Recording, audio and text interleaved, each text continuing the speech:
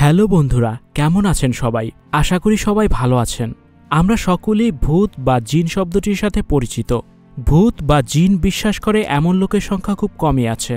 ভূত আছে নাকি নেই তা নিয়ে যুক্তিতর্কের শেষ নেই। এই নিয়ে রয়েছে মানুষের মাঝে অনেক কৌতূহল। তবে সব ধরনের ভূত, জিন বা পিশাচের কথা আছে। ইসলাম ধর্মের অনুসারীরা জিন জাতিকে বিশ্বাস করেন।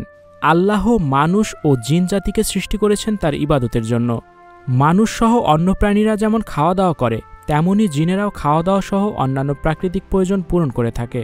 মহান আল্লাহ প্রতিটি বস্তু জোড়ায় জোড়ায় সৃষ্টি করেছেন, তাই জিন জাতির মধ্যেও রয়েছে নরনারীর জোড়া। মানুষের মতো তাদেরও রয়েছে বিয়ে শাদী ও বাচ্চা প্রজননের নির্ধারিত প্রক্রিয়া।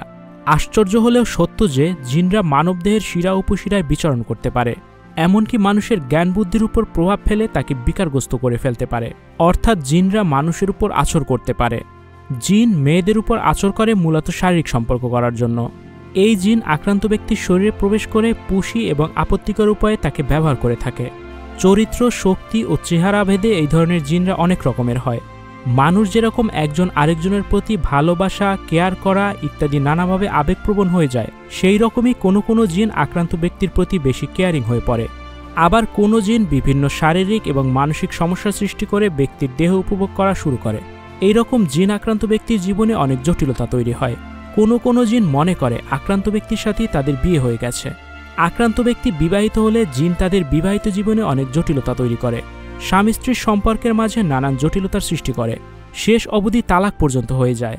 আক্রান্ত ব্যক্তি অবিবাহিত হলে তার বিবাহ নিয়ে নানা জটিলতার তৈরি করে বিয়েকে প্রায় অসম্ভব করে তোলে।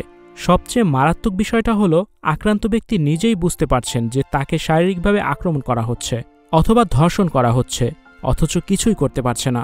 এটা আক্রান্ত ব্যক্তির উপর খুব বাজে একটা প্রতিক্রিয়া সৃষ্টি করে। এই প্রকারের আশিক জিন অনেক বেশি ক্ষতিকর এবং এরা বাজে কাজে আক্রান্ত ব্যক্তিকে ব্যবহার করেন। এদেরকে বিকৃত রুচির জিন বলা যায়। মানসিক এবং শারীরিকভাবে অনেক টর্চার করেন।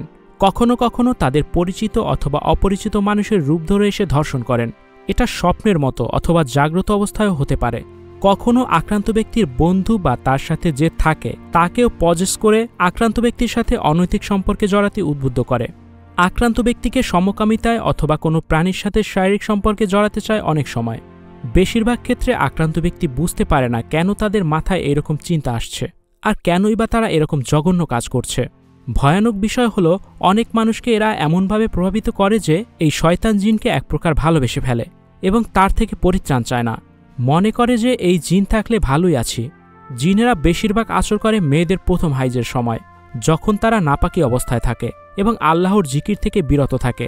প্রথম হাইজের সময় যে সকল মেয়েদের উপর আচর করে তাদের জিন ছুটানো কঠিন, ক্ষেত্রবিশেষ অসম্ভব। একদম ফর্সা মেয়েদের উপর জিন বেশি আচর করে। তবে বিয়ের পর জিন যাদের উপর আচর করে তাদের থেকে ছাড়ানো খুব সহজ। প্রথম হাইজের সময় যেসব মেয়েরা একাকী থাকে এবং হাইজের কাপড় যেখানে সেখানে ফেলে রাখে, মাথায় কাপড় দেয় না, একাকী অন্ধকারে ঘুমায়, বন জঙ্গল দিয়ে চলাফেরা করে, তাদের উপরে বেশি আচর করেন। সাধারণত নামাজের নিষিদ্ধ সময় এই জিনেরা আচর করে, তাই এই সময় সতর্ক থাকা খুব জরুরি। নারীরা বেশি আক্রান্ত হয়, কারণ এই সময়ে নারীরা নামাজ কালাম থেকে বিরত থাকে।